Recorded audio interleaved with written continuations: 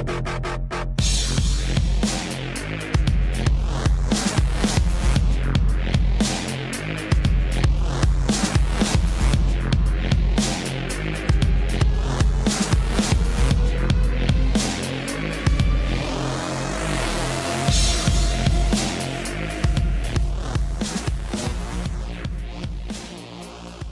back to another healthy adventure with Mr. B's Healthy Lifestyle.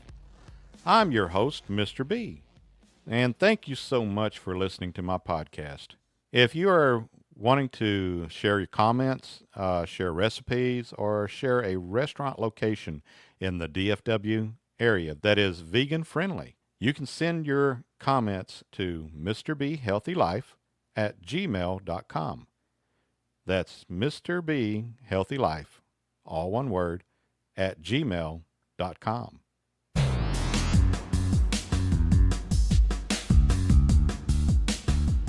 I'd like to put out some kudos at this time to one of the sandwich shops that I visited here this last week. The sandwich shop is the Witch Sandwich Shop there in Southlake, Texas. I went into the establishment and a young lady named Brenda met me at the counter, and she asked me if I had ever been there before. And I told her, no, I have not. And she says, well, let me show you what to do. And she showed me these bags at the end of the counter that have different selections, and on the bags is each style of sandwich that you would like. And it has all the ingredients that you want to add to the sandwich on the paper bag. And of course, they had one there that was the vegetarian. So I selected the vegetarian, of course, and filled out the bag with all the items that I would like on my sandwich. They offered a black bean burger and numerous vegetables and seasonings and dressings or mustards and so on. After I got my sandwich, it was delightful and it was wonderful. So if you're ever in the Southlake, Texas area, go into the Witch there, and they have a vegan option if you're looking to eat vegan. And I'd like to say thank you so much to Brenda for being so pleasant and helpful. And next up is a talk with the plant-based DFW, Maya's Kitchen.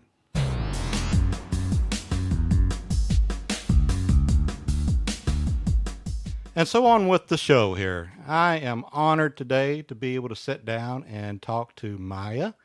She is the creator of the Plant-Based DFW, and she also has a little site going on with the Maya Kitchen that she is getting together, and it's starting to roll pretty good.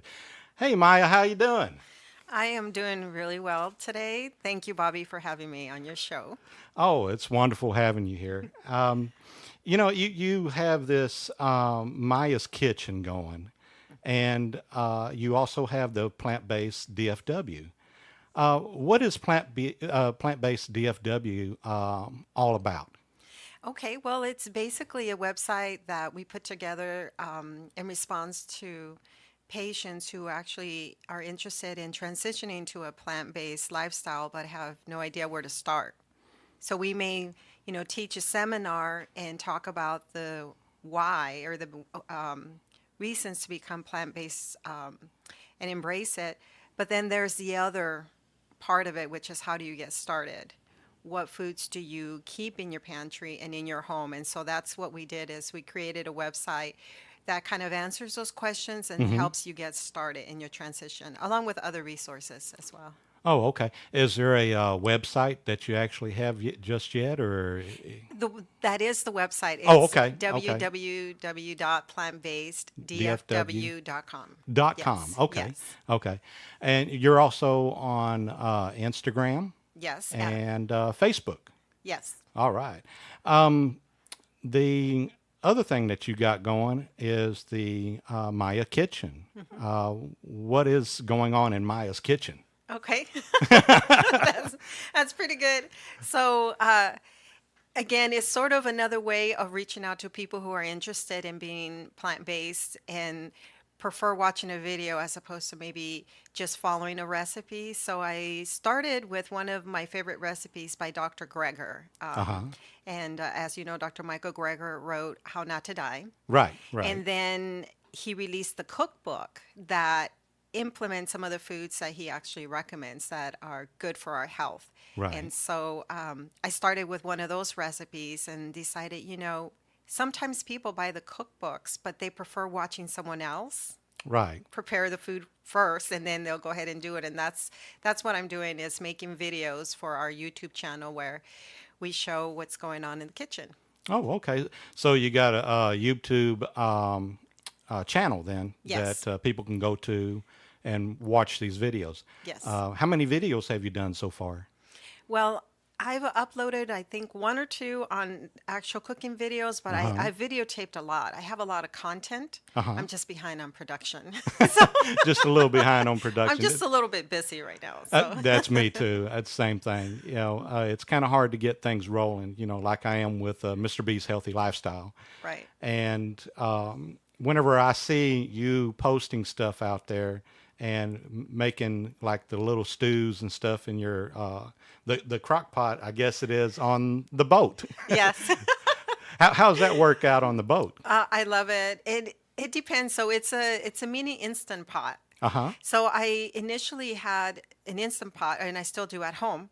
And then I decided there's an approach that I take when we actually live on our boat in Florida. And depending most of the time when it is on the hard and we know we'll be there, connected to, not on the hard, but on, docked, and we know we'll have shore power.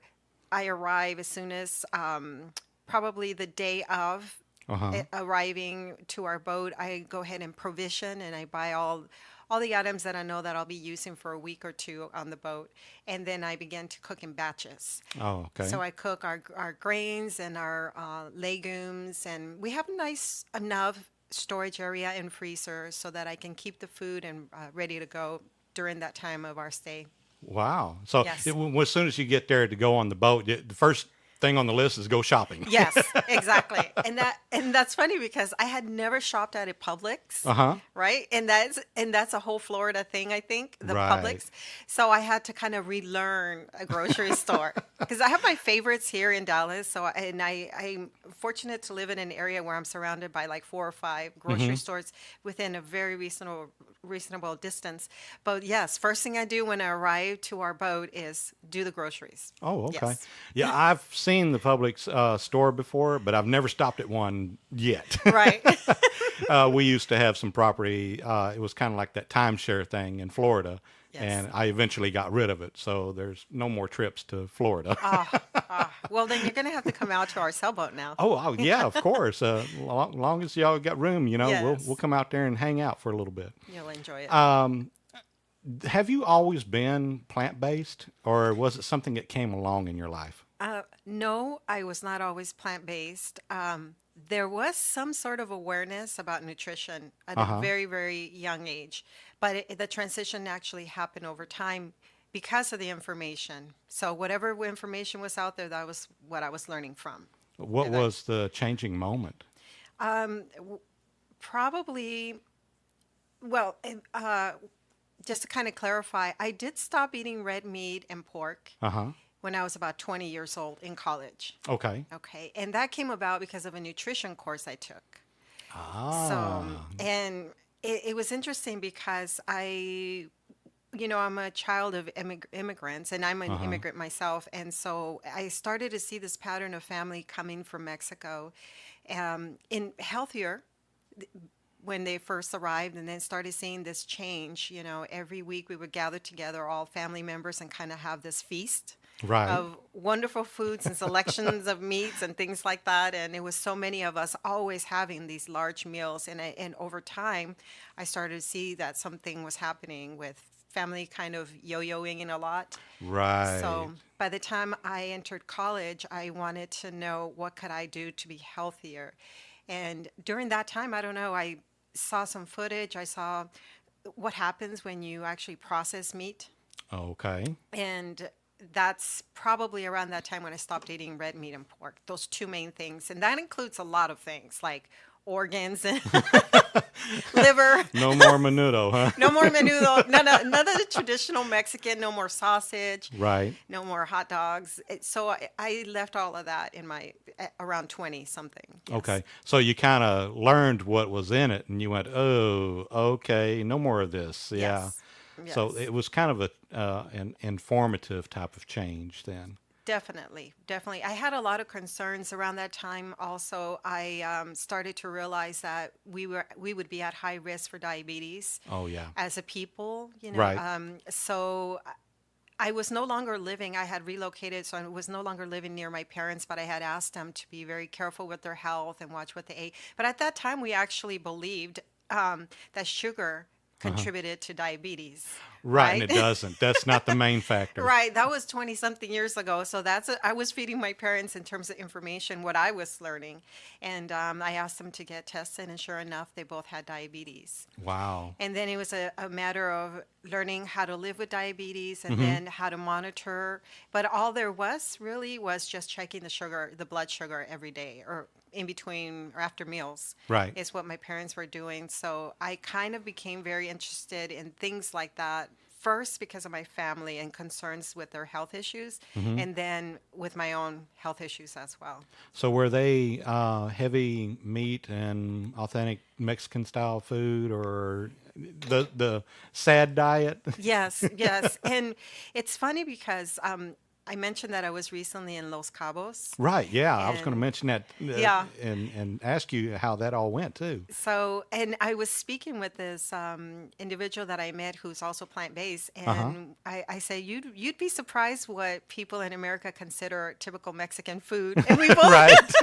we both started laughing about it because there's an idea of what Mexicans eat in general. But Right. I'm saying that to answer your question, which is when my parents and family that migrated here to Uh the huh. United States, what they started eating were just steaks, Oh a wow. lot of meat. Now, the family that remained in Mexico, in Mexico City, remained with a lot more vegetables. And what tends to happen in Mexico City and in a lot of little areas, and even more common in the United States, is now you see markets that are setting up. Mm-hmm. But, that was happening many years ago. So my family in Mexico City would, you know, a farmer's market sort of would Right. set up right Right. down the street, and every 2 days or so you would buy your produce. And that's good that you can go out somewhere as local like that and be able to buy produce. But the meats and everything is really what people need to stay away from and everything.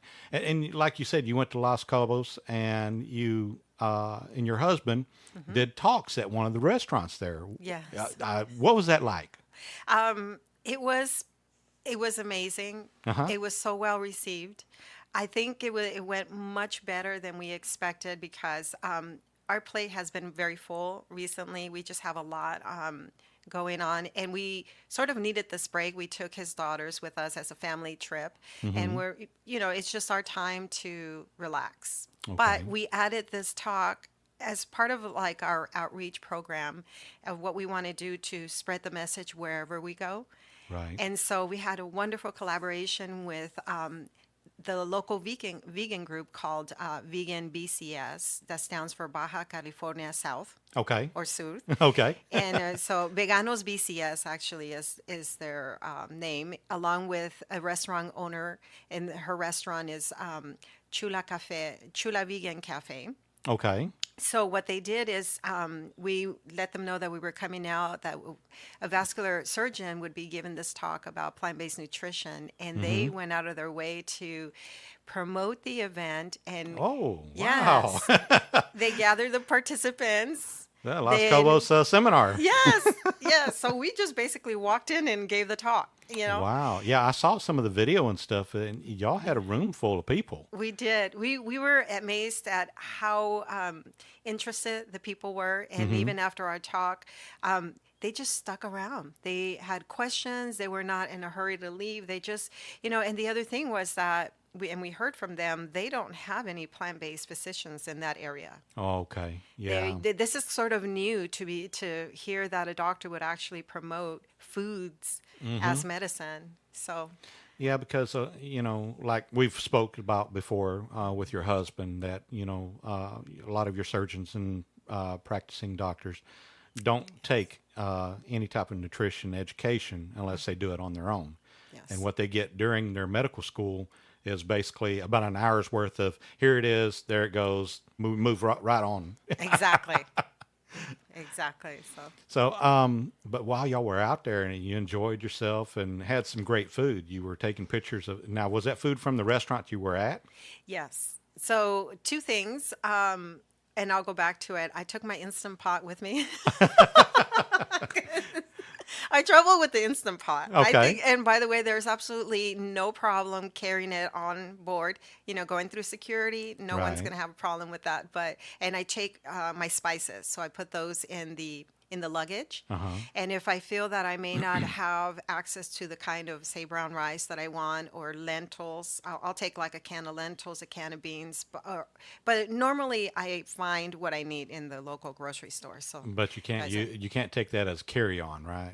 not Or no, but I can you check can it into the you can check luggage. in, right? Yes, yes. Just as long as it's in a bag that goes somewhere else other than with you. Right.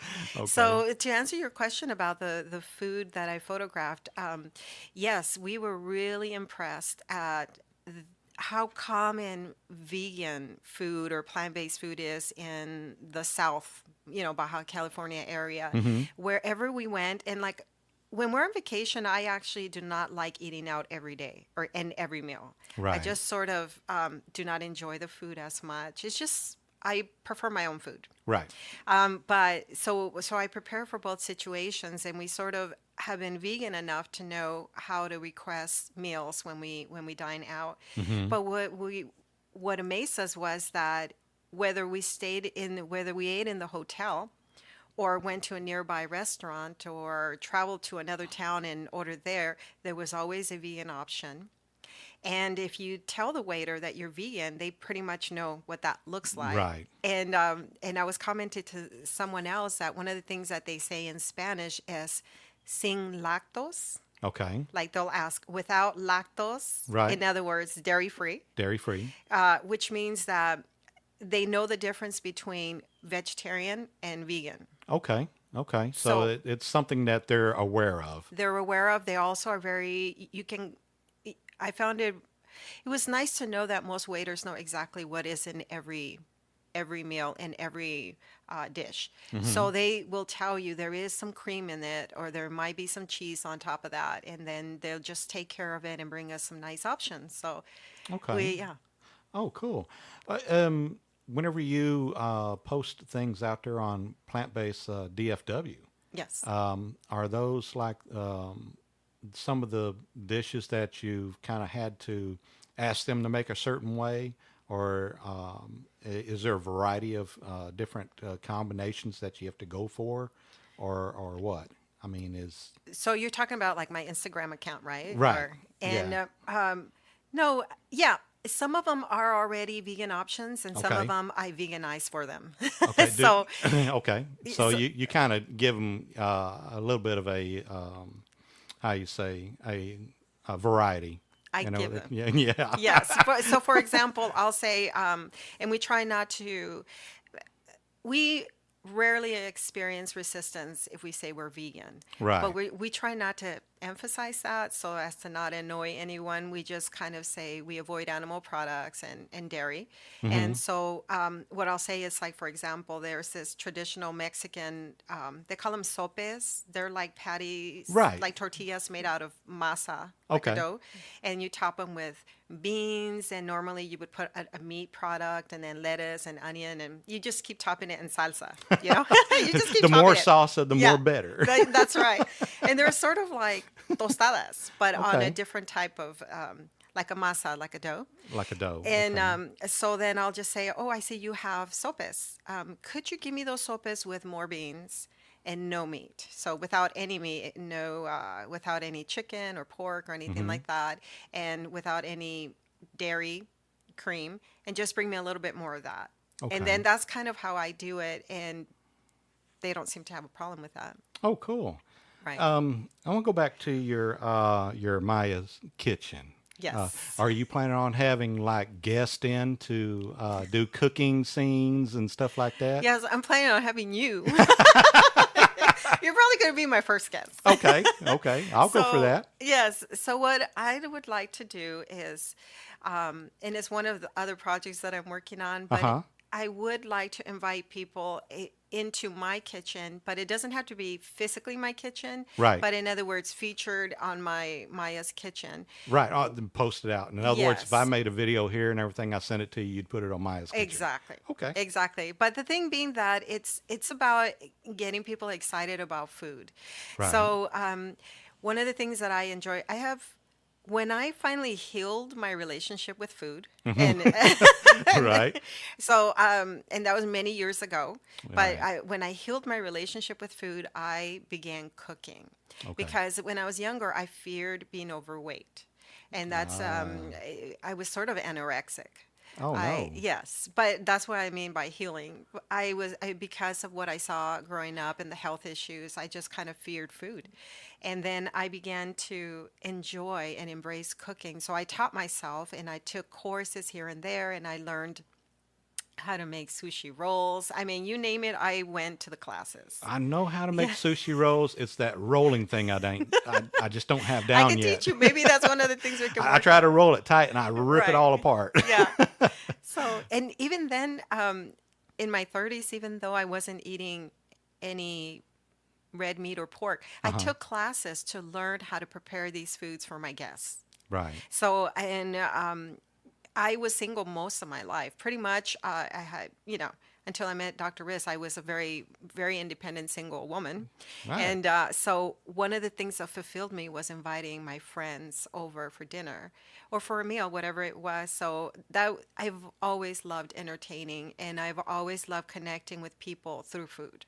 Right. So, this is now just the other version of it, which is the plant based. Yeah. Now changing Dr. Riz and going plant-based with him, I I suspect that you gave him more encouragement than he ever heard in his life. Well, that was tricky because again, what happened was his mother is a wonderful cook, Uh-huh. and she actually has a cookbook that she published a few years ago, Mm-hmm. and it's a combination of Pakistani and Indian dishes. Ah, okay. And so right away, I mean, I would visit her, and and see what she was cooking and preparing. And I didn't eat the foods with the meat products, Right. but I ate the other, what I considered more vegetarian dishes at Right. the Closer time. to your degree of food. Yes, like the cauliflower with the aloo gobi, which is the cauliflower with potato and Okay. spiced up, is so delicious. And so I asked her early on if she could teach me some of Dr. Rissa's favorite dishes. Oh, okay. And so she brought me into her kitchen and taught me how to make curries and how to make the rice with spices and just everything, all the little tricks. And of course, I had a copy of the cookbook, so I learned how to practice at home. Oh, cool. Yes. So it was very encouraging that you knew some of his dishes Yes. and you turned them into a vegan style. Yes.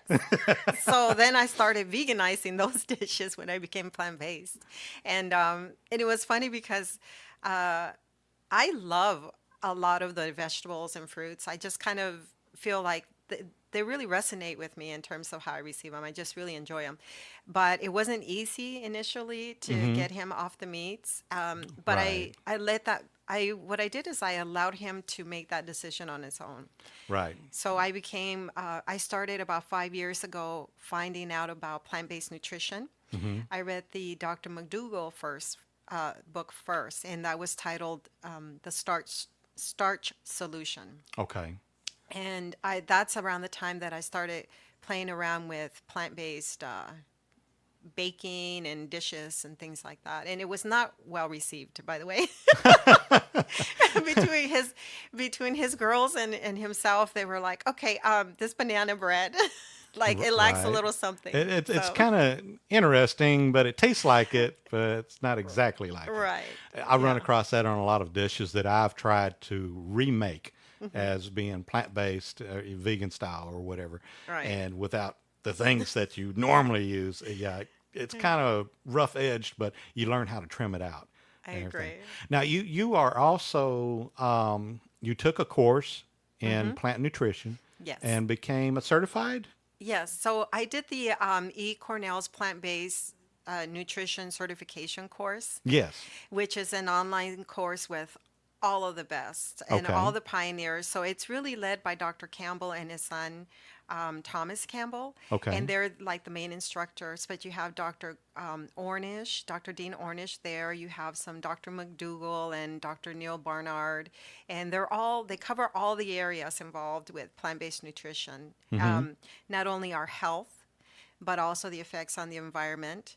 And then, of course, they include a little bit about the animals. But then they talk about the policies and the politics behind food. Oh So yeah. you get a very good overview of how it is that the Western diet has become so popular now, and why the foods are less expensive as opposed to the fruits and vegetables, for example. Being a little bit more expensive because that's the Yes, first thing people always say is I can't eat that way because I can't afford it. Well, yes, you exactly. can. It's just you got to look at the right places to get it. You don't go down to the most expensive market and buy it because it says organic, because some of those things you can buy that are classified as organic, you can buy as regular because the pesticides don't make it through the skin Yes. of the plant. And you're going to peel it off anyway. Yes, yes. And So, so that was, I took that course first and then I started teaching.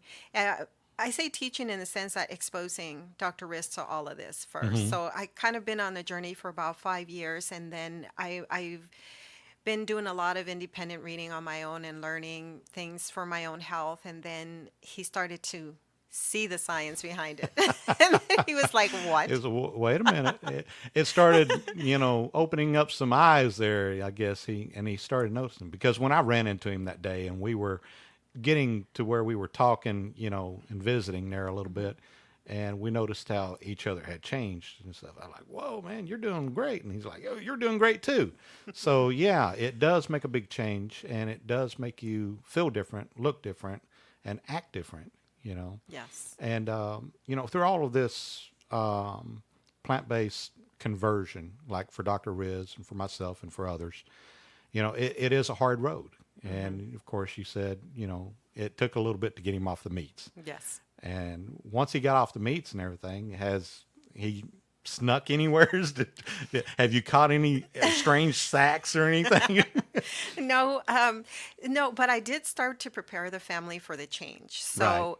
So, what I did is, like I said, I cook a lot. I keep a lot of foods in the pantry and in Mm-hmm. the fridge. But then I found, I think, over a year ago, this really nice ice freezer that I keep in the garage. Uh So huh. I'm one of those people that have the extra freezer where I have pre-made meals already. And Okay. what I did say to the family was, this is a lifestyle, and I will reach a point where I will no longer buy animal products. Well, there you go. That's the And way I to do it. gave them a date and I Mm-hmm. gave them time, and I slowly I reached a point where I just could not cook those in my home anymore. I just Right. could not do that for it was just a personal decision, but I wanted to give them enough warning. And so at the time when I already had changed, I would still cook certain foods, cook our foods, and then Mm-hmm. add some meat for Dr. Riss's meal, for example. Wonderful. Because I am the one that does most of the cooking, but that's Right. something that it works for us. He's a great cook. I love, as a matter of fact, when I first met him, one of the meals that he prepared for me to show me what he likes Mm-hmm. was lentils. It was a dish with lentils and brown rice. And Wow. then, yeah, and I think he had added some chicken strips, but he said, "This is what I like." As a bachelor, I tend to cook this a Got lot. to have the chicken strips is probably what he said. Yes, That's the exactly. magic ingredient. Yeah. Well, it's not no more. Sorry, Right. Dr. Riz.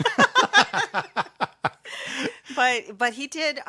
Once I eliminated all the animal products from the house, I think it was just a common understanding that from now on, anything that's available in Right. our home is nutritious and healthy. We keep a lot of fruits and vegetables, and there's always watermelon and pomegranates and Hmm. mango and papaya. along with broccoli and cauliflower. So now that's all you'll find in our home. Yeah, and that's the way I try to keep it. You know, I've got my grapes, my watermelon, and I picked up some plums here the other day. I walked by some plums and I was like, Yes. oh, and they were so expensive, you know, as far as what they're normally priced. But they Right. were a lot bigger, so I was like, you know what? Yeah, I'm going to grab 3 or 4 of these. Right. And I ate one on the way home. So, yeah, I mean, you got to have those type of things on hand, you know, whenever you do get, you know, snacky or whatever. Yes. Whenever I was fighting all of this and everything, I caught myself doing this, and it wasn't too long ago, you know. And I had one of those days that I was just kind of like, oh, you know, I'm done, you know. And I walked into a little place, and my favorite thing in the world was those Funyuns, and it's the flavored Funyuns. I mean, those Right. things used to just that was my go-to, you know, for comfort food when I was having a bad day.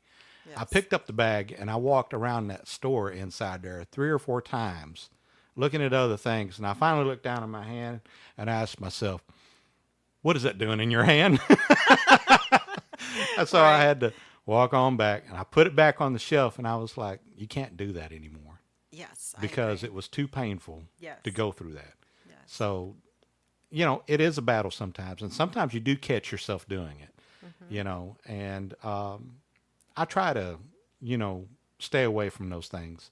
And I've been doing so good for the past 2 years, and I haven't touched any of it, Good for you know. you. So it's been great, and I know how it is for some of our other listeners out there that are trying to go that direction. And even if they're, you know, starting a little bit to, you know, 50%, 60%, up to 90%, and even if they go 90%, you know, to a point to where one day they just finally say, okay, this is it. I'm going to do it. Yes. You know, and some people have to do like that. And I think it was Dr. Riz that told me he did something like that. Yes, he did start to eliminate. What happened was in a sense, I got he since he saw me do it first, since he saw Right. me completely go overnight in terms of eliminating all animal products in my own personal diet, Uh-huh. he sort of saw how I managed things when we traveled and on a regular basis. So then I think it was easier for him over time to just say, okay, I'll have this, but without the meat, There you go. you know, a little bit more rice or a little bit more vegetables. And so I think that helped out a lot. And the other thing that worked was that I didn't harass him about it, or shame him. I think that it's bad enough having to personally make a personal decision to transition, Mm-hmm. to make a change, and you know that it's not good for you to be eating certain foods, and then to have someone else on Right. top of that adding the stress and the criticism never works.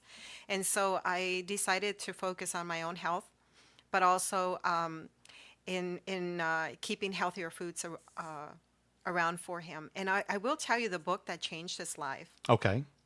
Well, the first book that convinced him about the data was Mm-hmm. Dr. Esselstein's How to Reverse Heart Disease, the book on reversing heart disease Right. with his patients and the work that he had done. But, and that one convinced him you can actually reverse atherosclerosis with And that got his plant foods. attention. Yes. So that book really did it.